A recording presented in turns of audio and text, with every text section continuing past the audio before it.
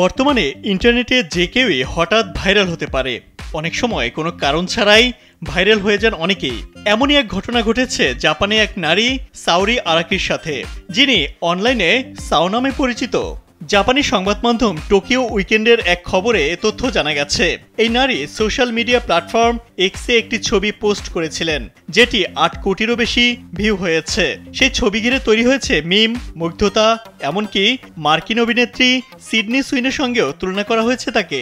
Tokyo উইকেন্ডের প্রতিবেদন অনুযায়ী x handle ব্যবহারকারীদের অনেকেই এরই মধ্যে সেই ছবিটি দেখেছেন। ধূসর রঙের স্যুট ও সাদা শার্ট পরে দুই হাতে ল্যাপটপ ধরে দাঁড়িয়ে আছেন সাওরি। তার গাল হালকা ফোলানো এবং চোখে লাজুক অভিব্যক্তি। মাথার চুল পেছনে হালকা করে বাঁধা, কপালের সামনে ছাটা চুল।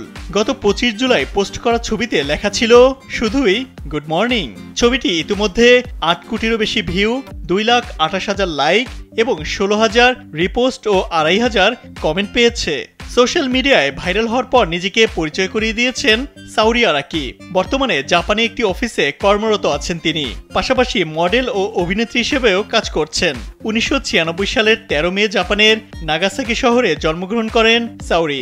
হঠাৎ সোশ্যাল মিডিয়ায় ভাইরাল হওয়ায় জনপ্রিয়তা পেয়েছেন তিনি।